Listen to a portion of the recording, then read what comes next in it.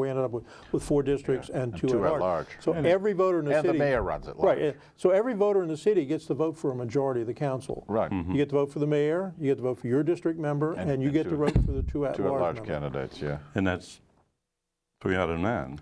4 out of 7. You know, another question. Let me break this down for you, Bart. I know you're a business guy.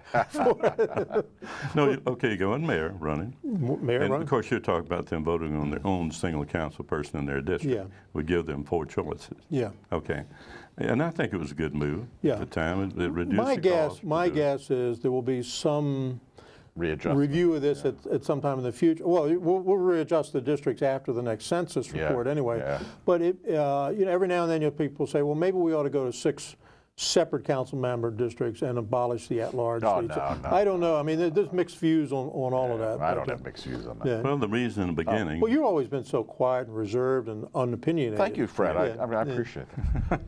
Another question. Changed. He's just not writing. He's on the fringe. I am the fringe. Yeah. I have a major question for you. Okay.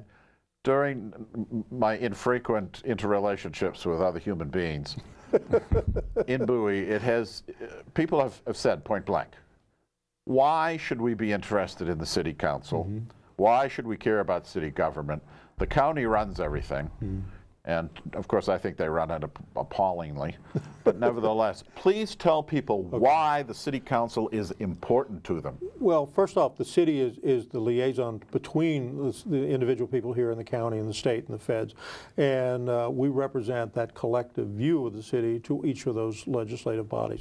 And even though we don't have the final say on things like land use, we can be fairly influential in that decision. And yeah, we lobby there. And then we have a very good relationship with our state legislative team, and we can use them as a vehicle for assistance.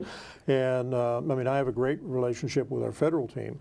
So we put all those things together and we work as a group in a lot of times. I mean, does it all work smooth all the time, and is everybody peachy keen all the time? No, we have our own little fights and squabbles. But that's on one side. The other side is those things that the city does. And the city services that we do, I think we do very, very well. Everything from trash collection to snow removal to recycling to police, all of those things, all the recreational amenities that are in the city. Most of which are purchased by and maintained by the city. The city is, and it's not inconsequential. I mean, this year, our city operating budget is about $48 million, and our total budget for this year is over $80 million. So it's not an inconsequential organization, and you would want to make sure that in your mind, the people that are representing you making those decisions are as knowledgeable about the history of the city, as concerned about what its future is going to be, and committed to those kind of long-term plans that facilitate that. Well, I think an awful lot of people, unfortunately, and I think we should make this crystal clear, they do not realize that the services they're getting are all city services. If it were the county, they would be getting these services. Well, you know, the one that's obvious is the police department. I mean, we used to get our service from the county exclusively, and I've said a million times, the men and women in District 2, they're fine people and they do a good job. But on any given day, under the old system, the maximum police presence in the city was 4. Yeah. And that's assuming nobody was on leave, nobody was sick, nobody was in court, nobody was at the station writing a report. And Fred, there were times when there would be no one. There would be no one in a city of almost 60,000 people. Yeah. And that's just unacceptable. No, it's terrible. So we sat down and we did some serious research. We did some projections and what we thought we might need in terms of presence and cost analysis. And we went to the city, to the voters, and said, this is what we think we need to do. This is why we need to do it. This is how we propose to do it. And this is what it's going to cost. And reminded people the day we open the police department is the least expensive it will ever be. Yeah. But you're right. I mean, now people, they see the police cars in the neighborhood. If they have a call for service, response time is far better than it was before. Yes. And the police just being there, I think, have a tendency to increase the sense of security in the community and the sense of general well-being. You know, a lot of times there are a lot of folks in this community where both spouses leave the house in the morning to go to work. Sure. And it's nice to know that the police are in the neighborhood, you know, so that if a neighbor sees something untoward, they can make a phone call. Well, we've certainly been supportive of it, you can bet, over the years. And even with the contract thing, I knew that was a political decision. It was also a farce. It was a bridge. It was a bridge, and it served its purpose. But as the city continue to grow in size and demands and sophistication and concentration, it became obvious that this was this a universally accepted idea? No. No. I mean, it became a contentious issue in the last election, if you recall. Especially what we were paying for these people. Exactly. I mean, it's not. We've gone from zero. I think this year's budget we're paying over $5 million in police services. So we've gone from zero to that, and ultimately our projected costs when we get to full staffing and full service will probably be in the neighborhood of $7 million. Yeah. Not cheap. No. But the nice thing about this is that the development of the department has gone almost exactly as we projected it would in terms of expansion and cost.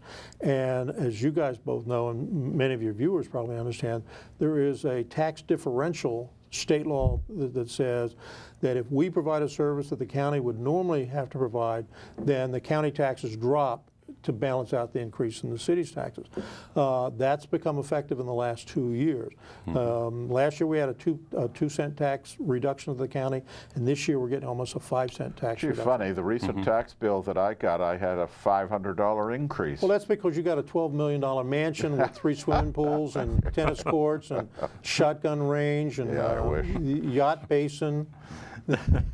Well, you know, Fred, one thing I just can't help but mention about other things we have.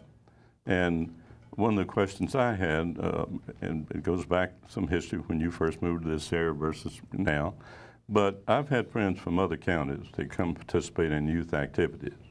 And seeing what they're doing now around Island Pond, it's still one of the best looking ones. If you go down south or north in other counties, Oh yeah, you're absolutely Montgomery right. County, we really are, to me, from parents that brought their kids to compete with local teams, soccer or whatever, they say, you guys have really got it. Now, We also have a gymnasium, we have Yeah. a senior citizen center. Right, and that's largely because the folks that live here over the years have seen this as a priority issue, and it's an amenity they've wanted, and they have been very supportive.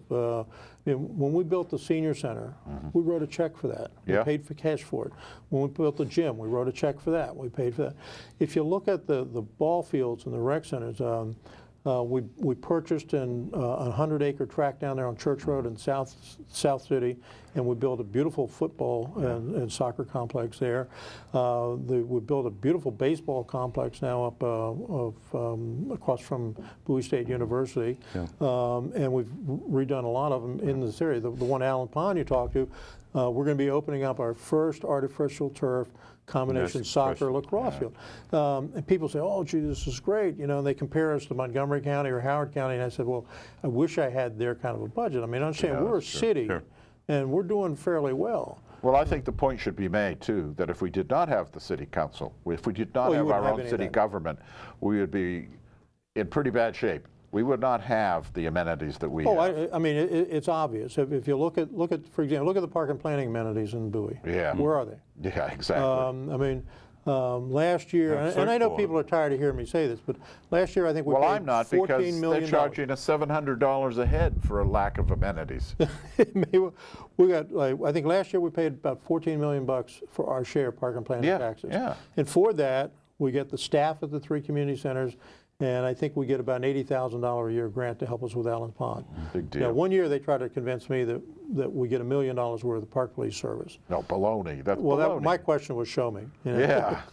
But clearly there's an imbalance here. We have tried, we're continuing to try. We're going to be introducing legislation again this year to try to maybe use the tax differential template that we have with the county, use that same thing with parking planning. There's no reason why parking planning can't reduce their assessment in Bowie since we're providing a lot of that on our own. Absolutely. I mean, it just reeks out as being fair and equitable. Absolutely. And the important thing is that you've really illustrated what we were interested in hearing. And a lot of people used to never say, well, you don't have any control over that. You don't have any authority to do that. And there's 2-point question I want to ask. Doesn't the county on this land use thing have a courtesy sort of memo that Yeah. if it's within 5 years If it's of city within the limit- city or within a mile of the city's border, it gets sent to the city for review and comment. Okay. And we will make a recommendation. Now, there have been occasions when we've recommended no, and the counties gone down the over road there, our right? objection. Yeah. And some of them have been pretty dramatic.